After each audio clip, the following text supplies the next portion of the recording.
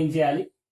2, 3, 4, 5, 6, 7, 8, 9 ఈ విధంగా ఉన్నప్పుడు పవర్ 1 ఉన్నప్పుడు, అదేవిధంగా పవర్ 2 ఉన్నప్పుడు, పవర్ 3 ఉన్నప్పుడు, పవర్ 4 ఉన్నప్పుడు, ఇలా 1, 2, 3, 4 పవర్ ఉన్నప్పుడు మనం ఏం చేయాలి?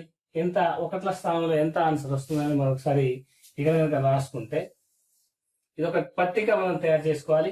ఈ పట్టిక తయారు చేసుకుంటే మనకు ఈ ప్రాబ్లమ్స్ చేయడం, ఇటువంటి ప్రాబ్లమ్స్ చేయడం చాలా ఈజీ అవుతుంది. అయితే 1 పవర్ 1 ఉన్నప్పుడు 1 పవర్ 1 ఉన్నప్పుడు 1 1 జా 1 అవుతుంది.